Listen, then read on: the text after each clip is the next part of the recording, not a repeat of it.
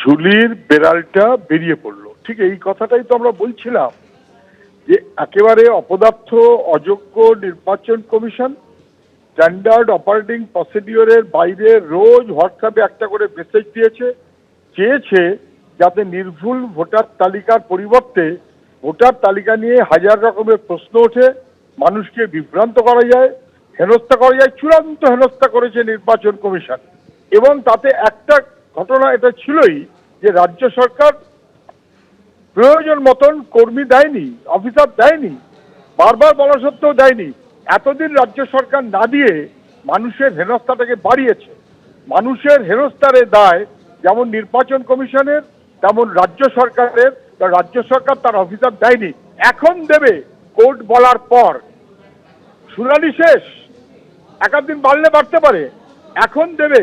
যেহেতু আগামীকাল সোমবার আবার মুখ্যমন্ত্রী সম্ভবত দিল্লিতে যাবার কথা কোর্টে, এবং ওখানে গিয়ে ঝাড়ছে দিল, তাহলে দেওয়া সম্ভব ছিল। 8,000 গ্রুপ বি অফিসার দেয়নি, ইচ্ছা করে দেয়নি যাতে মানুষের হেনস্থা হয়। পরিষ্কার দিল্লির বিজেপি এবং রাজ্যের তৃণমূল দিয়ে মিলিয়ে মানুষকে উত্ত্যক্ত করেছে, বিরক্ত করেছে, ভয় দেখিয়েছে, হেনস্থা করেছে। এর জবাব কিন্তু মানুষ দেবে, আপনি অপেক্ষায় থাকুন। ধন্যবাদ সুজন দা।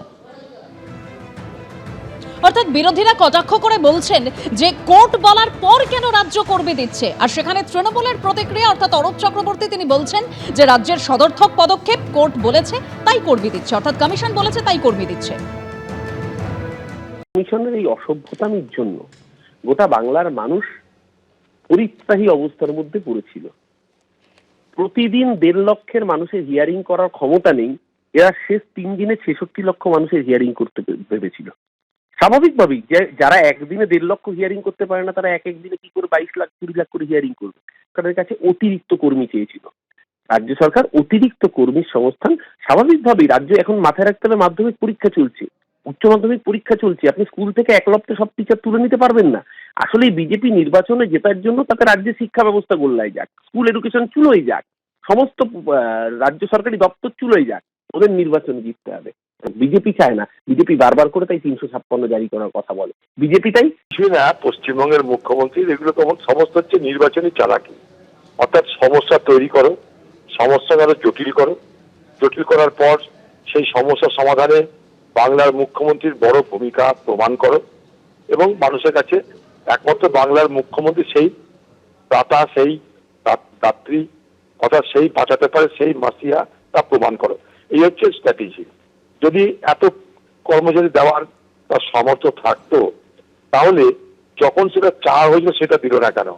অর্থাৎ গাধা আছে না, গাধা জলটা খাই আগে, ভালো করে গাধা দিয়ে গুলিয়ে তারপর জলটা খাই গাধা। যেখানে জলটা গাধাকে যদি স্বচ্ছ জল দেন, গাধা কিন্তু খাবে না। মাটি যদি থাকে, মাটিটাকে দিয়ে ভালো করে জলটা গুলাবে, গুলিয়ে নোংরা করে তারপর সে গাধা খায় জল। তো বাংলার অবস্থা দেখে আমার সেই গাধার কথা মনে পড়ছে। আবার বলি, এই যে 8,000 জন ই গ্রুপের কর্মচারী পশ্চিমবঙ্গ সরকারের, এরা সবাই কিন্তু তৃণমূলের নির্দেশে, আদেশে, তৃণমূলের ইচ্ছা অনুযায়ী কাজ করবে। কিন্তু এটা আমার পূর্ব সতর্ক করে দিলাম।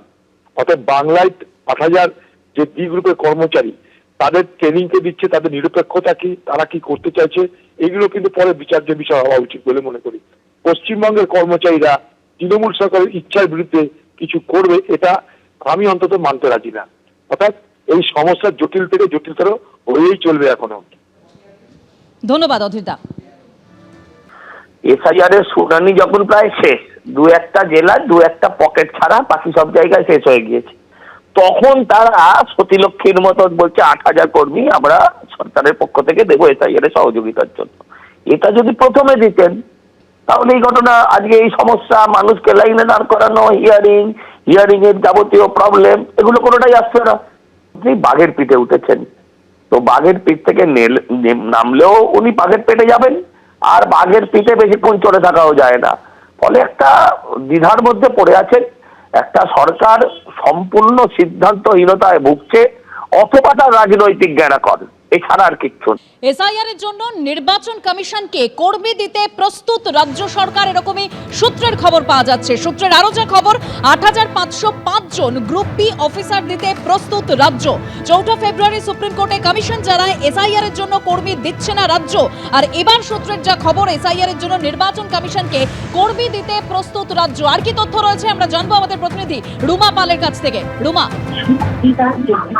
জানি রাখি যে ৪ ফেব্রুয়ারি কমিশনের তরফ থেকে আদালতে জানানো হয়েছিল যে মাত্র ৮০ জন গ্রুপ বি অফিসার দিয়েছে রাজ্য সরকার, অর্থাৎ রাজ্য সরকার তারা অফিসার দিচ্ছেন না এসআইআর প্রক্রিয়ার জন্য। এখন জানা যাচ্ছে যে রাজ্য বা তার সংস্থাগুলোর ৮৫০৫ জন গ্রুপ বি অফিসার তারা এসআইআর প্রক্রিয়ার জন্য দিতে প্রস্তুত। এবং যেহেতু যখন সুপ্রিম কোর্টে কালকেও মামলা রয়েছে এবং সেক্ষেত্রে এই এসআইআর বিষয়টা যখন একেবারে সুপ্রিম কোর্টে গড়িয়েছে এবং সেক্ষেত্রে মমতা বন্দ্যোপাধ্যায় নিজেই যখন এই এসআইআর প্রক্রিয়া নিয়ে একদম মামলা করেছেন আদালতে, সেক্ষেত্রে দেখা যাচ্ছে যে এই প্রক্রিয়ায় রাজ্য সরকার কিন্তু এখন ৮৫০৫ গ্রুপ বি অফিসার দিতে প্রস্তুত এবং এসআইআর প্রক্রিয়ার ক্ষেত্রে একেবারে কিন্তু শুনানির শেষ লগ্নে এই বিষয়টা সামনে আসছে। অন্যদিকে জানি রাখি কিছুক্ষণ আগে যেটা বলছিলাম যে এসআইআর আরো ৭ দিন বাড়ছে এমনটাই জানা যাচ্ছে এবং সেক্ষেত্রে দেখা যাচ্ছে যেমন নির্বাচন কমিশন তাদের পার্মানেন্ট সার্টিফিকেটের ক্ষেত্রে তাদের অবস্থান আরো স্পষ্ট করছে, অন্যদিকে দেখা যাচ্ছে রাজ্য সরকারও কিন্তু ৮৫০৫ জন গ্রুপ বি অফিসার দিতে প্রস্তুত।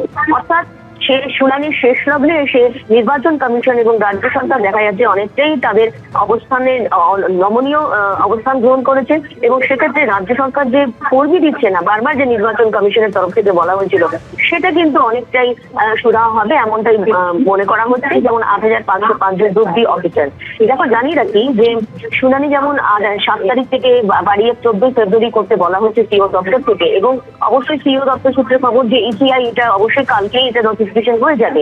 অন্যদিকে দেখা যাচ্ছে যে ফাইনাল ভোটার লিস্ট কিন্তু ১৪ ফেব্রুয়ারি পরিবর্তে আরো ৭ দিন সময় লাগতে পারে, সময় লাগবে। সেক্ষেত্রে দেখা যাচ্ছে আর শুনানির একদম শেষ লগ্নে এসে এসআইআর প্রক্রিয়া নিয়ে ৮৫০৫ জন গ্রুপ বি অফিসার দিতে প্রস্তুত রাজ্য সরকার এবং কমিশনকে তারা দেবে। অন্যদিকে কিন্তু কমিশনও অনেকটা নমনীয় অবস্থান গ্রহণ করেছেন এবং তারাও কিন্তু ডোমিসাইল বা পার্মানেন্ট সার্টিফিকেট নিয়ে তাদের অবস্থান যে সেটা আরো স্পষ্ট করেছে। শুনানি চলাকালীন এখনো শুনানি বেশ কিছু জায়গায় বাকি রয়েছে, সেই কারণে কিন্তু শুনানি প্রক্রিয়া অনেকটাই কিন্তু দীর্ঘায়িত, আরো ৭ দিন সময়সীমা বাড়ানোর কথা বলা হয়েছে, সেই সময়সীমা বাড়বে এমনটাই জানা যাচ্ছে। ধন্যবাদ রুমা। এবিপি আনন্দ, এগিয়ে থাকে, এগিয়ে রাখে।